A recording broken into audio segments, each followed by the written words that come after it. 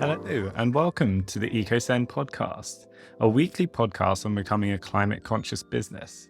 Every week, we'll be interviewing founders, marketers, and leaders who are championing the climate. The podcast is hosted by myself, James Gill, co-founder and CEO of Go Squared, and the makers of EcoSend. If you run a business or are responsible for growing one, and you want to have a positive impact on the environment, then listen on. Every episode, our goal is for you to learn something and be inspired to take some action. Every single one of us making small changes and some large changes will add up. We're all in this together. So let's get on with the show. Thanks so much for listening. Now let's meet today's guest.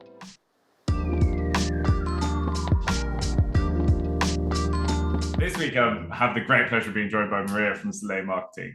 Now, Maria and I have spoken before. We had a great chat, but I wanted to just give a bit of background on Maria before we hand it over to you, Maria, to say your piece. But Maria is an award-winning qualified marketing consultant who helps purpose-driven businesses increase turnover and brand awareness. Maria's got over 10 years of experience in the world of marketing, so probably knows a lot more than almost anyone else I know in the world of marketing, which is great. So from a marketing perspective, we've got a lot to learn from you, Maria, but you are also big into the world of sustainability and being a climate conscious business. So I believe you have an accreditation as being carbon literate, and you hold a mini MBA in marketing from Marketing Week. So you've got the perfect combo of skills and knowledge to be talking to us on the podcast this week. And I believe you're also a volunteer for the Kent Wildlife Trust. So you tick a lot of boxes for being a great person to be speaking to on the EcoSend podcast. So thank you so much, Maria, for joining us. Do tell us more about you, Maria, and what you're up to at the moment. Thank you, James. What an introduction. I'm not sure how to follow that. We run Soleil Marketing, which is basically a consultancy that helps purpose-driven brands with marketing strategy and execution. And ultimately, I work for purpose-driven brands, and I am purpose-driven myself. The business is purpose-driven. So everything that I do is trying to impact the planet and people rather than being exploitative or extractive or purely just in it to make money for myself. And that's kind of the approach I try and take to business. That sounds great. If only more people and businesses were like what you're doing. Maybe the contrarian would be like, why? Why do you care about this? Why are you purpose-driven? What got you on this path, Maria? Because a lot of people wake up and they just want to go out there and make some money in the world, and they want to start a business, or especially I think in the world of marketing, you know, it can be sometimes challenging to get clients, to win business. How have you ended up in this place where your purpose is so strong, and how have you got such admirable values in this otherwise quite chaotic world? That's a really good question. The journey started over 2 years ago now, during the height of the pandemic, really. I think a lot of people have these realizations when they go through these challenges. So I was made redundant from my last employed marketing role. I was a marketing lead in the UK and US for a travel agent, but quite a niche one. It was in yacht rental, yacht chartering. Ooh, sounds fun. You know, I've had a bit of a varied background in terms of roles that I've worked in. Before that, I worked in a multinational construction materials company. So that was very corporate, very challenging. And so I went into a travel job because travel has always been a passion of mine. I just always felt like that corporate life wasn't really for me. Always felt like I was trying to fit a square peg into a round hole. It just didn't ever really feel quite right. I thought it was what I wanted when I went into it, but actually I realized it didn't align with my values at all. And so going into that kind of travel role, it actually afforded me a lot more flexibility. The company culture was completely different. But as you know, it's quite obvious what happened. The pandemic hit, people weren't booking holidays. So very quickly it became apparent that a marketing role for a travel company was at risk of redundancy. So I had a few months in 2020 on furlough, figuring out what I wanted to do. It felt like a really weird time for the job market. I mean, it was a weird time for the job market, especially with the whole kind of overnight change to remote working. And it felt like a lot of companies were going through so much change and adjustment. I was looking for roles and I couldn't really find a role that I felt really passionate about. It gave me what I wanted. And I actually spent some time doing it was actually a career change course. Be good, but ultimately what it showed me was that all my values aligned with the idea of going self-employed, but actually going self-employed in marketing for particular types of clients and doing particular types of work. So that's about from realizing that I always sort of cared about kind of social purpose, social mobility. The environment stuff actually came into it a bit later for me. Right. So basically September 2020, I went fully self-employed. It's a bold move. It's a bold move. I mean, to be fair, it was almost like, if I don't do it now, given the situation at the time, this is the best time to do it. But then that doesn't ever make it feel any easier. It's still hard to kind of get going. So I came across the B Corp movement. They're all about bringing purpose into business and using business as like a vehicle to solve social and environmental problems. And I was all like obsessed with it. So I really embedded the idea more of, okay, I want to be a purpose-led business and I want to only work with these particular types of businesses, because that's how I've always felt in the past that marketing is there as a function to, in revenue, to drive profit for shareholders. The positive outputs of marketing are not shared across the business or maybe in wider society or to the environment. So I came across the B Corp movement, loved it, and basically ever since I've been trying to build that purpose and that kind of work in the running of my business, but also the types of clients that I work for. It's always fascinating to hear people's journeys in this world, and it's never a linear path. I think it's always paved with unexpected things. I mean, not many people could really predict that we'd all suddenly start turning the world upside down and work from home and not be able to go out for 2 years. It was a huge challenge, but in many ways, for some, it was this point of rethinking everything, whether it was a business or individuals. And it sounds like that very much was the case for you. And it's quite fascinating to hear the positive outcome of some of that and the necessity to go and do something on your own. I'm actually fascinated by this idea, though, of the focus on the B Corp movement and sustainable businesses or values-driven businesses, because while that's an admirable goal, for a lot of people, it's like, do you take a client and get paid or not? So I'm actually fascinated. Has that choice driven you to have any difficult decisions of clients to work with? And have you ever said no to a client because they didn't align with what you wanted, the kind of company you wanted to be working with? Yeah, I have said no. I've been approached by a couple of businesses actually, and I've just felt it's almost like they were interested in almost becoming purpose-driven businesses or developing or sort of doing purpose-driven marketing. But the type of business and the industry they were in, it just didn't feel quite right. I just knew that they wouldn't be the right type of clients for me. I wouldn't say I'm selective. I'm fortunate to have several long-term clients. Sure. Who align with my values. But I would say that I do think there is a difference in, I guess, budget with the types of clients that I might work with. I could have gone another route and gone fully into digital marketing, maybe get really deep into SEO and provide those kind of services. Because the role I did before was quite general. So I managed SEO, managed an agency, doing PPC, I was doing paid social, I was doing organic social. And so I could have gone down any of those routes that tend to be quite in-demand skills. I've always enjoyed strategy, the stuff that comes before the tactical stuff. I've always enjoyed that, and planning and creating structure in businesses and processes, less so the kind of hands-on PPC management, social media management. So firstly, I decided to go down that route more. I suppose to kind of summarize, what I'm trying to say is that I could probably command a higher daily rate doing something that's more specialized for, I don't know, e-commerce businesses or bigger brands, but ultimately that's not really the type of work that I wanted to do or still I'm not really interested in doing. Sure.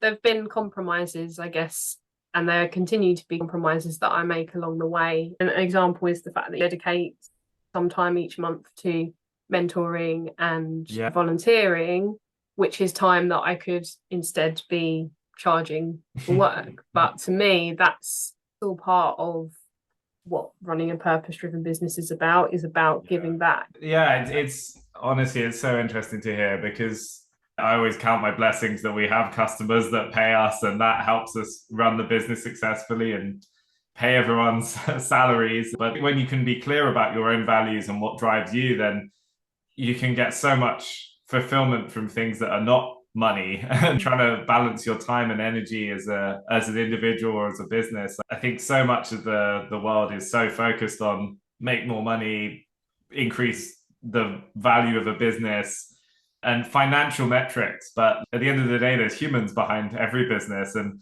those humans are not solely driven by money. The money helps, but then people have needs and wants and goals and values. Definitely, yeah. Sometimes people struggle a bit. I know I struggled a bit with how to balance that, and felt quite guilty if I'm encouraging us as a business to do things that are not purely about making more money. But I think it's incredible how much it can be rewarding for yourself and for your team as well to be doing more good things. And I think it's personal growth as well, because in previous roles that I've had, I didn't ever have the opportunity to do the types of things that I'm able to do now. Yeah. And which is a massive shame. I guess capitalism has brought us to a place now where we've almost constant growth, year on year growth, with no regards to, or very little regards to, the impacts that might have on things like carbon emissions, environment, people's well-being and mental health. That's brought us to a place that's not a good place. So the way I see it, the world of business, which again, admittedly is only from my single perspective, and there's so much nuance to it, is that something has to change. Every business can't keep doing business the way it's been doing business unless you're like a circular business. Patagonia always gets mentioned as always setting the standard for like a proper purpose-driven business. And so I suppose I'm saying is I think the traditional business model does have to change. And if now you can be think ahead of it, it's a competitive advantage at the moment. I think if you can shift the way that you do business into a way that is purpose-driven and is giving back, it won't be a competitive advantage, hopefully like 5 to 10 years, because everyone will be doing it. So hopefully. Exactly. And that's kind of the point we need to get to. Still driven by personal values, but it is a competitive advantage ultimately, because a lot of people within the marketing sector are having to learn now about sustainability. Absolutely. It's a very optimistic future I think you have there, Maria. I share your optimism. I think there's no point being anything else, but I think you were right. That does lead very naturally onto something I know we wanted to talk about, which was for a lot of businesses, they may behind closed doors want to do the right thing, which in itself is great. I know there's a lot of businesses that probably don't, or they've got different priorities. But for those that do want to do the right thing, it's interesting to talk about how much I think we've felt this, like how much fear there often is when you see someone like a Patagonia walking the walk and talking the talk and showing how it can be done and setting the standard. And then for so many individuals and businesses that haven't been on that journey for decades, learning everything there is and have a chief sustainability officer and baked it into their values from day one, like for businesses today who want to get on this journey and want to be a bit more climate conscious and want to be doing the right thing, it feels like there's quite a bit of fear about speaking out, because there's a fear that you get labeled as, oh, you're just doing this for the marketing, you're just doing this to get some headlines. And so I think it does seem like there's a lot of people, a lot of businesses, maybe they have the right desires and intentions, but it's almost like where do you start? Have you felt that at all with any of the clients you've worked with, a fear of greenwashing? Yeah, it's definitely I think it does scare a lot of businesses, and businesses that genuinely want to be doing good stuff, want to be, say, tracking their carbon emissions and reporting on that and reporting on other stuff that they might be doing. And I think it can come from a genuine place. Obviously, often it will come from regulation. So it's not necessarily like they're just doing it of their own free will. I think those businesses that are wanting to try and make changes of their own free will are far and few in between, because it generally will come from like a CEO founder who almost sees it as, it's almost like a personal, they can really see that the need for it. Generally, I guess board members, shareholders can almost see it as a risk or disruption or a massive investment that's going to cost the business money. And actually, generally, you'll see that purpose-driven businesses tend to have more longevity and financial success. It's not totally black and white. And actually, Mark Ritson wrote a quite good blog post in Marketing Week about purpose and purpose in marketing, actually, and what it means. But I think ultimately, in terms of being scared to say things, it's quite simple, really. You have to be factual and you have to tell the truth. You have to be quite careful about what language you use. I saw a campaign recently that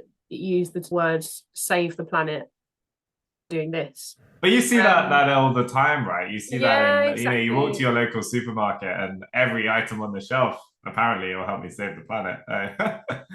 Yeah, if you go by the Green Claims Code, which is the Competition and Markets Authority's instructions on what to say and what not to say, how to avoid greenwashing, they will say you can't make big, grand, ambiguous claims. That's the type of thing you shouldn't be saying. But say you're releasing a new product that might have lower carbon emissions, that's great. And you can say 10% less carbon emissions than the competition or something like that. Yeah.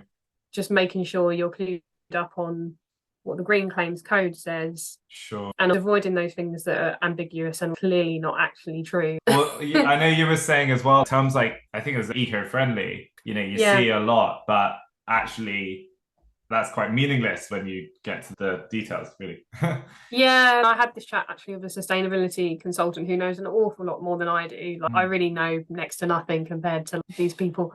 And she just basically said, nothing is eco-friendly, really. Basically, everything has carbon emissions attached to it. Every pound that is spent has carbon emissions attached to it. So anytime money is being spent, that's creating carbon emissions. There's not really anything that can claim to be eco-friendly. It could be better for the environment, but then you'd have to say, why is it better for the environment? It's completely understandable why businesses might be scared of saying the wrong thing. And also quite frustrating, I think, when maybe competitors are saying things that are clearly greenwashing. That is really frustrating, I think, for a lot of businesses. Yeah. But then ultimately, if you're genuine, you're doing things right, you're building that kind of trust with your customers and potential customers, then in the long run you're going to be in a better position. That's the way I see it. For me, it's actually so fascinating where marketing and the values of business meet. So much around marketing is about copywriting and good copywriting and being an effective copywriter, and it feels like it's more applicable here than ever, where you've got to be a great writer to explain the value of a product, but then also incredibly delicate and well sourced on how you talk about those sustainability and climate related claims. It's fortunate that in the UK we have the Green Claims Code, which I know if other people might not be familiar with it, we can link to it in the show notes as well. But I'm sure that it varies around the world of whether there's such clarity for how businesses should talk about their products in other markets. But I know when we briefly spoke before, that really interested me, Maria, and that was around trying to build a sustainable business. Is that enough? Is there further we should be going? And I know you had some thoughts on that, so I'd love to hear you share those, if that's okay. Yeah, of course. I think we're all on a continuous journey. I definitely am. I'm learning new things all the time, and in recent months I've been learning a bit more about regenerative business. So it's kind of a step on from sustainability and having a sustainable business. Well, this world within business is moving really quickly, so things are changing a lot. So the idea around running a regenerative business is that, so I guess to start with sustainability, like my understanding of sustainability is being able to run a business or have a society that is run in a way that almost sustains the status quo, which means ultimately it's about stopping things getting worse. Regeneration recognizes that we've created a lot of environmental and sociological damage through it, mainly in the global north and Western economies, through the way business has really been done. But regeneration is almost looking at, okay, so we looking at where we are, And looking at the fact that trying to achieve net zero is a massive feat, the things that need to change, like behavioral changes, like infrastructure, but ultimately we should really be repairing the damage that we've already created. So I suppose it's quite difficult to explain. I think one good example, one business that I've seen that I think represents this really well is a company called Elvis and Cress. Okay. And they are, I believe they're a B Corp. They're actually quite local to me in Kent. And their original kind of business was to take old fire hoses from fire stations that don't no longer used and create bags and purses and stuff out of these old fire hoses. Reducing waste, kind of a circular model. And more, I think in the last couple of years, the founders, sorry, there's two of them, they bought a farm where they're based in Kent. They actually bought a farm. Wow. And you think, well, actually a farm has nothing to do with creating handbags and selling handbags. But why are they doing that? And ultimately they're to regenerate the land. They're doing loads of cool stuff. I'd recommend going to their website or just reading up a little bit more about them. Yeah, this podcast is sponsored by Elvis. I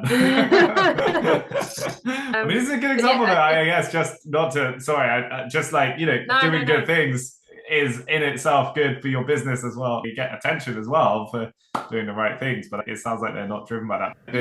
I mean, they're very much driven by, I spoke to the founder several months ago, and they're very much driven by personal values and always wanting to do more and thinking, okay, like we make handbags, but is that even good enough? Yes, we're taking waste and making it into something else.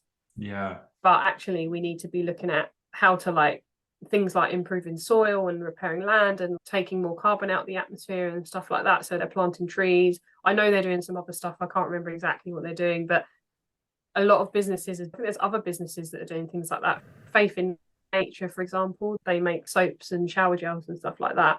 They've recently made nature an official director of their company. So wow.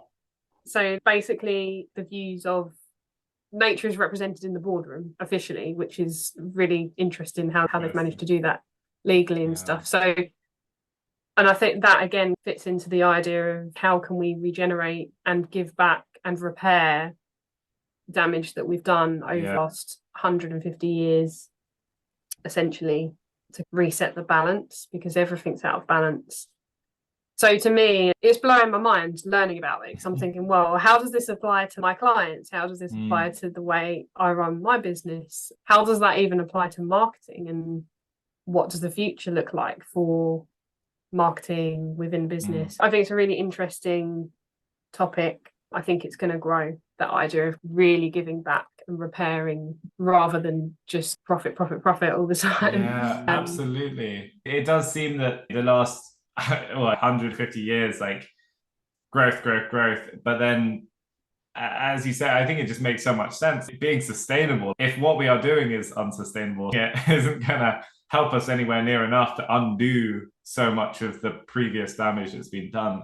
And seemingly the world is getting more and more knowledgeable about that damage we've done and about what could happen in the future. It feels the urgency and the sheer amount of things that need to change and need to be done. There's more things that need to be done and under more urgency increasing. So all of those things combined feel like we need more people and more businesses to not just think, how do I tick some boxes? How do I look like I'm doing the right thing? We don't even need businesses just keeping things sustainable. We need businesses to go further, to set the bar so much further out there that we can start undoing things in a big way and start turning the clock back a bit on some of the damage that's been done. So that concept sounds fascinating. And I certainly, when you told me about it, it certainly inspired me a lot to think about how can more businesses be thinking like that, not just sustainable, but go further. Not sure I've got the budget to buy a farm yet, but we'll figure that out. There's some life goals there. You mentioned, Maria, the future of marketing. I think probably final topic just to touch on there. It seems like an appropriate one. Did you have any thoughts on the future of marketing and how that's going to look over the next 5, 10 years? I mean, those are big numbers in themselves. Maybe even 1 year. I don't know. I know, and it feels like it changes so Mm, quickly mm. anyway. It is a really, really good question. It's one that I'm thinking a lot about at the moment because of all the things that I'm learning and things around how marketing is one of the causes of where we are now, driving consumption, causing people to buy things that they don't necessarily need. Yeah. And ultimately, that can't, okay, it could continue as it is, and it has been for years and years and years, but we're staring down the barrel of a bit of a scary future, unfortunately. And especially if, anyone might have seen the latest David Attenborough documentary, and the message that he left at the end is like, we need to do something. Sustainable marketing is something that is growing. The Chartered Institute of Marketing, they run a course on it. I know there's a course by Cambridge University, I think, about sustainable marketing. And so there is clearly a shift happening, which is making people realize that, okay, we need to do things differently. So, a lot of the bigger brands will be legally obliged to report on carbon emissions. Yeah. So they are going to be tracking carbon emissions of marketing campaigns or production of products and everything. So they're really keen to understand how to do advertising and promotion and everything involved in the marketing process at a lower carbon impact. Sure. So I think that is an interesting thing going forwards. Marketing at the moment generally seems to be, it's hugely data driven. A lot of businesses have way too much data compared to what they actually need to actually achieve their goals from a marketing perspective. And with data, we know it does have carbon emissions. And I think because almost you think it's just hosted on the cloud, or you don't think about the impact of it. Yeah. But I think data should be cleansed, and you shouldn't really be keeping stuff unnecessarily anyway. So I think that's going to be scaled back. I think campaigns are going to look quite different because I think they probably won't be so elaborate. But I also think there'll have to be a lot more creativity involved because, well, equally, these big campaigns cost money, but I think there'll be a lot more changes in production around campaigns. And the other thing I was thinking is, I think copywriting will become more important than it is now. Because even say, for example, very, very small thing, but a website, for example, has a carbon footprint, and usually the more images and the more illustrations or complex code on there impacts on the carbon emissions. So I think things will be stripped back a lot. It will become a lot more about language and simplicity than doing crazy stuff and running lanes on loads of different channels, sometimes unnecessarily. But long term, I think it's going to be very interesting but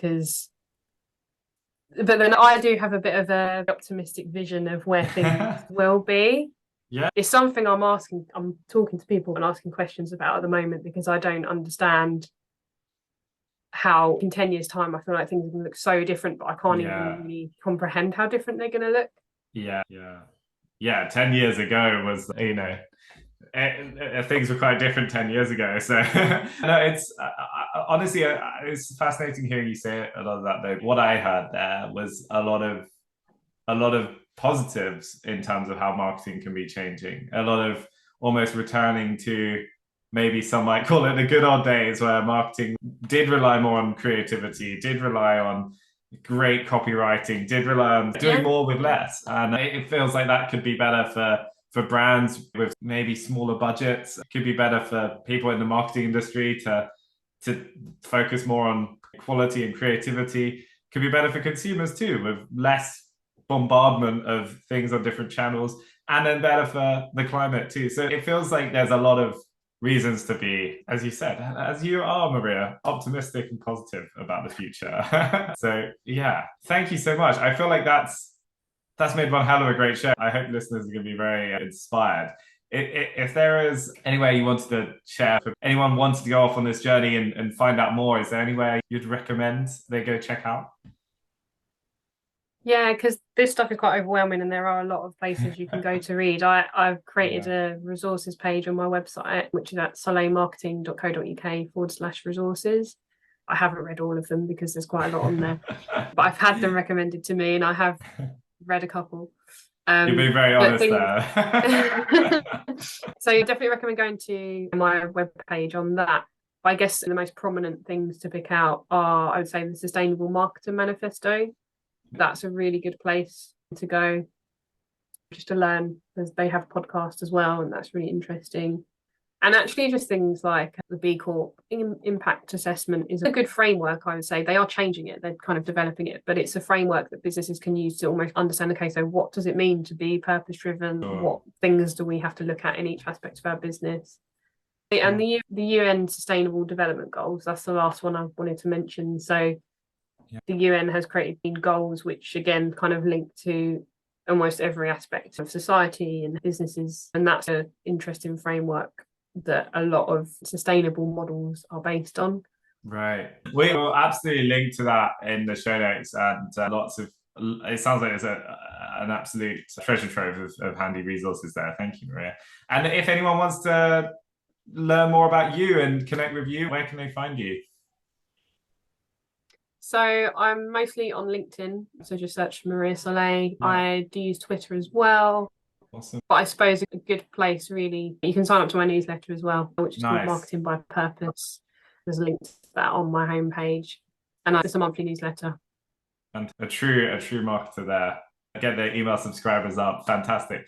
Well, thank you so much, Maria. Honestly, it's been an absolute pleasure chatting with you today, because I feel like every time I speak to you, I learn a hell of a lot more and come away feeling incredibly inspired. And I'm sure that's how anyone listening will feel too. So thank you so much, Maria, and really enjoyed speaking to you. And if anyone has been listening and they want to help us out with the EcoSend podcast, which is always appreciated, you can go find the podcast on all the major podcast providers, of course. And if you have enjoyed the show, we very much appreciate you letting us know with a nice positive comment or rating on whatever podcast system you use. And also, if you have any suggestions for other wonderful people like Maria to join the show in the future, then please do let us know. So thank you very much for listening, and we'll catch you next time.